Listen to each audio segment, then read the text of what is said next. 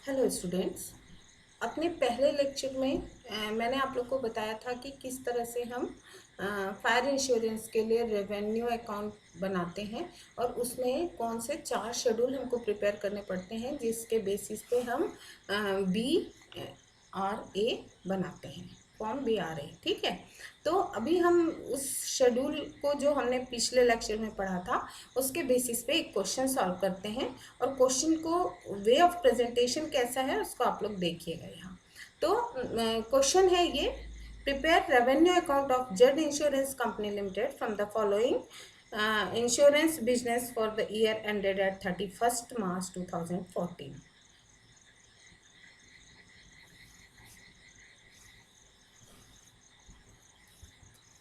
ये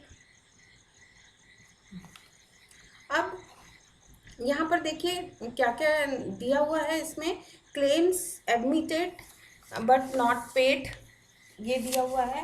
claims admitted but not paid मतलब claim किया गया है लेकिन उसको पे नहीं किया गया है, वो है 42,376। देन कमीशन पे किया गया है 50,000 का। Again commission on reinsurance received है ना, रिसीव्ड और accepted 12,000। Then share transfer fees 5,000 है। Then expenses of management 78,000। Bad debts दिया हुआ है 2,000। क्लेम्स पेड ये सबसे बड़ा एक्सपेंडिचर है इन क्लेम इंकर्ड का। Then profit and loss account appropriation दिया हुआ है। Then premium received less reinsurance, ये प्रीमियम रिसीव किया है लेस री इंश्योरेंस, तो री इंश्योरेंस लिखा हुआ है, दैट मीन्स उसको अगर लेस किया होगा तो वो होगा reinsurance ceded. Then reserve for unexpired risk यहाँ पर दिया हुआ है, क्योंकि फायर इंश्योरेंस में हम कितना करते हैं रिजर्व, 50% करते हैं नेट प्रीमियम का। ठीक है, और यहाँ पर पहले से बैलेंस दिया हुआ है 1/4/2013, दैट मीन्स कि ये प्रीवियस ईयर का है 2,30,000 एंड एडिशनल रिजर्व था 1/4/2013 में 40,000 का। Then dividend on share capital ये दिया हुआ है 18,500 एंड हमको क्वेश्चन में बोल रहा है the following further information has also to be considered. क्या फर्दर इंफॉर्मेशन है? Premiums outstanding at the end of the year 40,000। it is the policy of the company to maintain 50% of premium towards reserve for unexpired risk। ठीक है, and third जो है वो है additional reserve at 10% of net premium to be maintained. ठीक है, तो additional reserve हमको यहाँ पर एडिशनल रिजर्व भी करना है 10%। ठीक है, तो क्वेश्चन सॉल्व करने के लिए सबसे पहले हम शेड्यूल 1 बनाएंगे। Premium earn from direct business कितना होगा यहाँ पर 5,52,000 दिया हुआ है डायरेक्टली क्वेश्चन में, ऊपर देखिए, और उसमें से री इंश्योरेंस सीडेड को लेस कर दिया। लेस री इंश्योरेंस दैट मीन्स वो सीडेड ही होगा, क्योंकि डिडक्शन किसका होता है, री इंश्योरेंस सीडेड का होता है। ठीक है, देन उसमें हम क्या कर रहे हैं, अमाउंट ऐड कर रहे हैं premium outstanding at the end of the year. जो करेंट ईयर होता है उसका आउटस्टैंडिंग प्रीमियम हमको दिया हुआ है 40,000। जो एडिशनल इन्फॉर्मेशन है वहाँ देखिए, तो 40,000 को हम उसमें ऐड कर देंगे। देन और कोई इसमें हमारे पास एडजस्टमेंट करने को नहीं है, तो ये हो जाएगा। दोनों को ऐड करने के बाद में नेट प्रीमियम आपका रहा है 5,92,000। ठीक है, और adjustment for the change for unexpired risk, इसके लिए जो एडजस्टमेंट करना है इसको कैसे कैलकुलेट करते हैं वो मैं आपको दिखाती हूँ। मतलब यहाँ पर जो क्वेश्चन में आपको सॉल्व किया हुआ क्वेश्चन में आपको दिख रहा है 85,200, इसको कैसे कैलकुलेट करना है, क्योंकि यहाँ पे ओपनिंग बैलेंस भी दिया हुआ है। तो ये देखिए वर्किंग नोट हमको उसी के जस्ट नीचे, शेड्यूल 1 के जस्ट नीचे लिखना पड़ेगा। रिजर्व फॉर अनएक्सपायर्ड रिस्क, इसको कैलकुलेट हम करेंगे तो यहाँ पर होगा, पहला जो दिया हुआ है reserve for unexpired risk as on 2014 50% of net premium. तो 50% हम इसका यहाँ पर निकालेंगे। 50% कितना होगा, देखिए यहाँ पर ये जो दिया हुआ है 5,92,000 जो हमारा नेट प्रीमियम आया था, इसका 50% आप करेंगे तो कितना आ जाएगा, 2,96,000। ये नेट प्रीमियम का हमने 50% निकाला। उसके बाद में एडिशनल रिजर्व करना है कितने का, 10%। एडिशनल रिजर्व दिया हुआ इंफॉर्मेशन हमको दी हुई है, तो 10% एडिशनल रिजर्व उसी का करेंगे। 5,92,000 का 10% 59,200 आ गया, दोनों को हम ऐड कर देंगे। अब इसमें से लेस क्या करना है, reserve for unexpired risk as on, जो प्रीवियस ईयर का है ना, या ओपनिंग बैलेंस जो है करंट ईयर का 31 मार्च 2013 को, वो दिया हुआ है आपको 2,30,000 और उसमें एडिशनल रिजर्व दिया हुआ है 40,000। तो इन दोनों को ऐड करके आप इसमें से एडजस्ट करेंगे। तो इस तरह से adjustment for change in reserve for unexpired risk आपका आ गया 85,200। उसी एडजस्टमेंट को फर्स्ट शेड्यूल में 85,200 शो किया है। तो आप ध्यान रखिएगा कि अगर शेड्यूल 1 बना रहे हैं उसमें अगर आपको एडजस्टमेंट फॉर अगर सिंपल दिया हुआ है तब तो 50% डायरेक्टली नेट प्रीमियम का निकाल के रखेंगे और फिर टोटल प्रीमियम अर्नड आपका आ जाएगा, अर्नड प्रीमियम। लेकिन अगर कोई एडजस्टमेंट है तो इस तरह से वर्किंग नोट बना के उसके नीचे आप सॉल्व करके दिखाएंगे। अब सेकंड शेड्यूल जो है हमारी वो है क्लेम के लिए, क्लेम इनकर्ड। तो क्लेम इनकर्ड यहाँ पर देखिए क्वेश्चन के हिसाब से क्लेम पेड जो है डायरेक्ट बिजनेस का 15,000 है, उसमें हम ऐड करेंगे claim outstanding of current year 42,376 and less करेंगे claim outstanding at the beginning of the year. ये ओपनिंग बैलेंस है इसलिए इसको लेस कर देंगे, तो ये होगा 27,000 है। और उसमें आपको ऐड करना है बोनस टू रिडक्शन, कुछ अगर है तो क्वेश्चन में कुछ भी नहीं दिख रहा है तो उसको डैश कर दिए, यानी कि अब यहाँ पर टोटल क्लेम इनकर्ड कितना आएगा 30,376।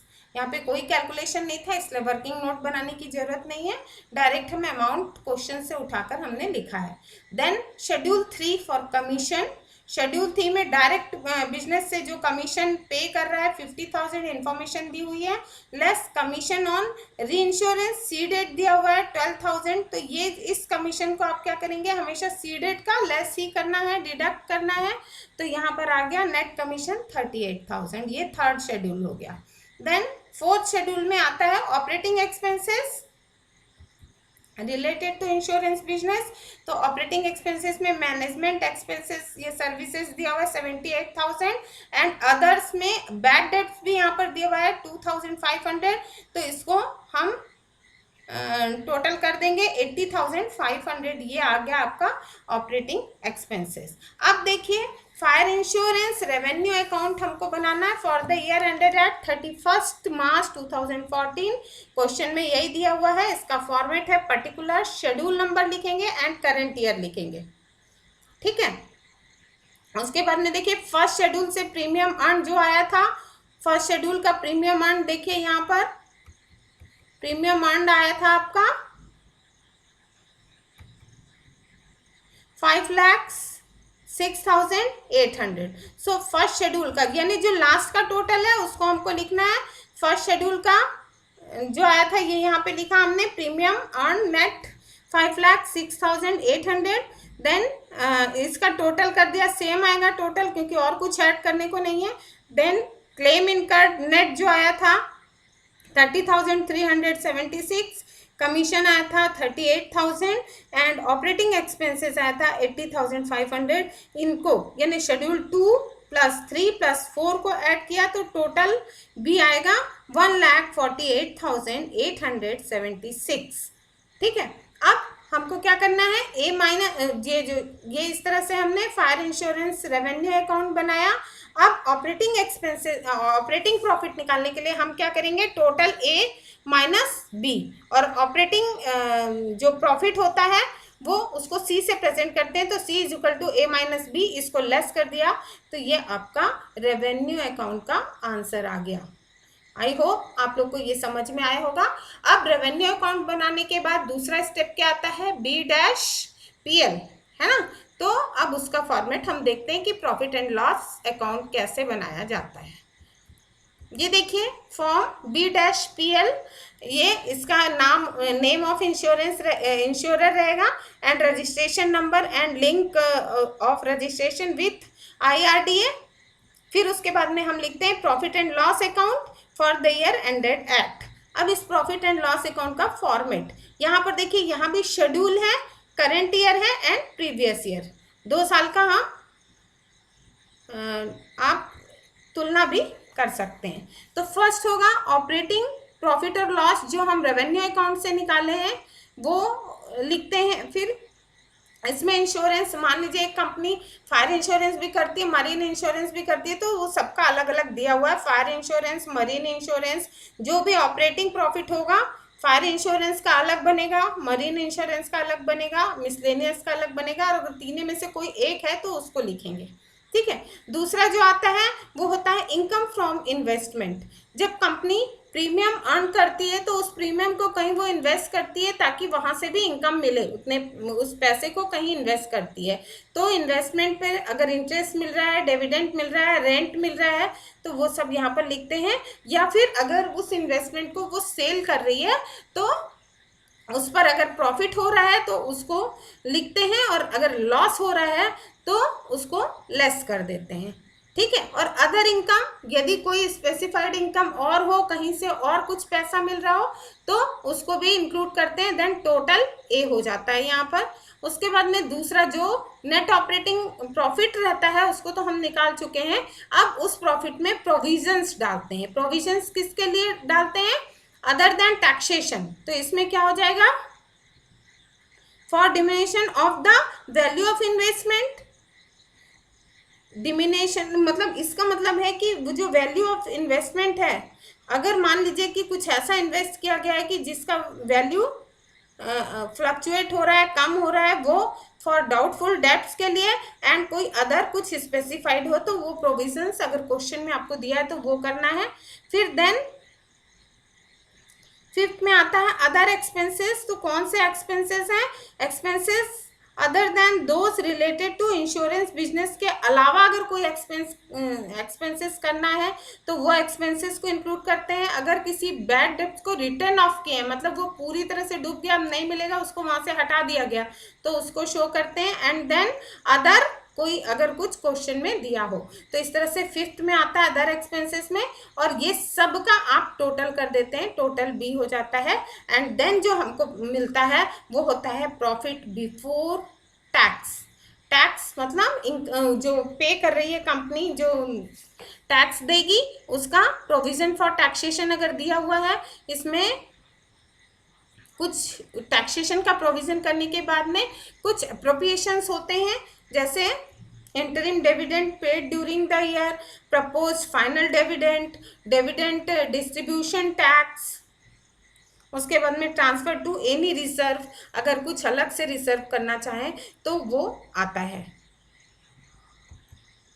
ठीक है। तो इस तरह से ये फॉर्मेट बनता है, इतना फॉर्मेट होता है। उसके बाद में जो अमाउंट आता है वो balance of profit and loss brought forward from last year balance carried forward to balance sheet. जो प्रॉफिट आएगा उसको हम बैलेंस शीट में ले जाएंगे, ठीक है। तो ये था प्रॉफिट एंड लॉस का format.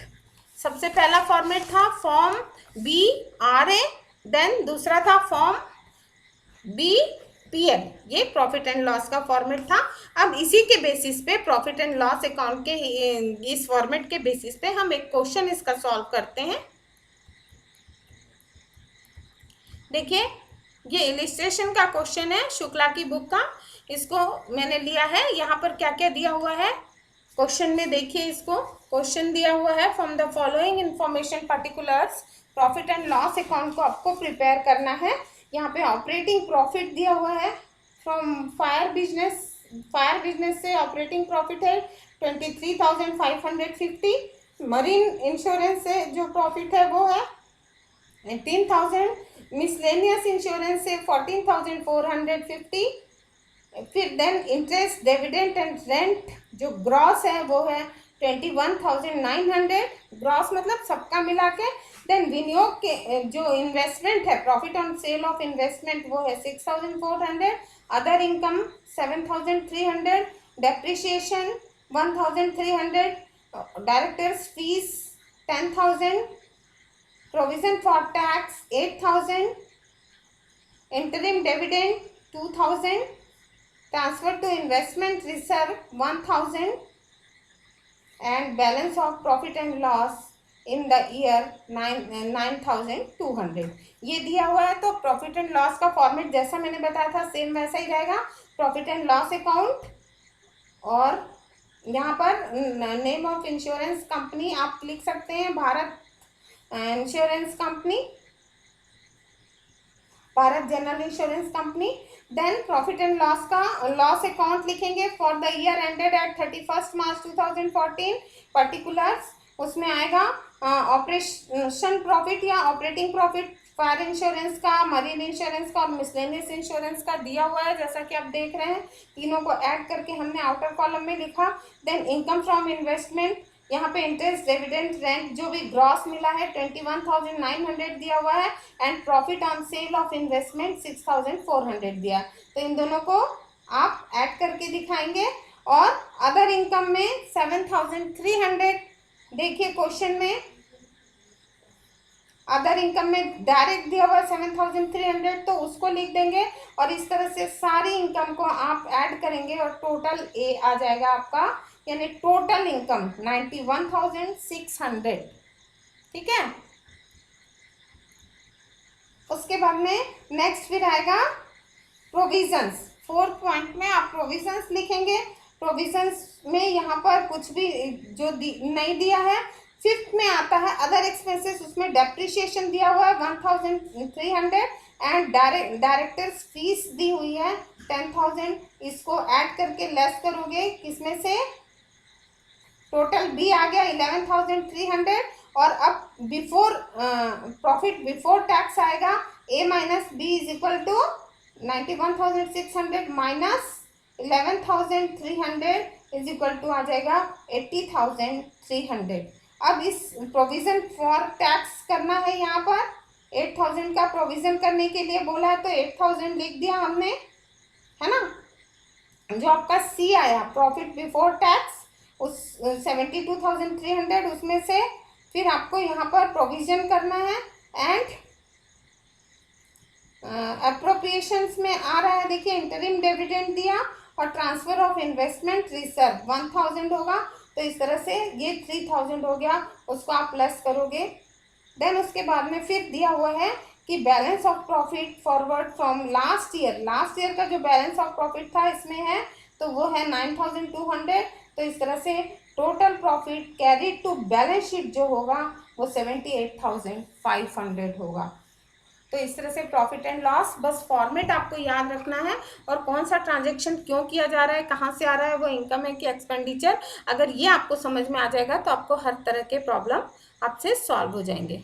So thank you for today.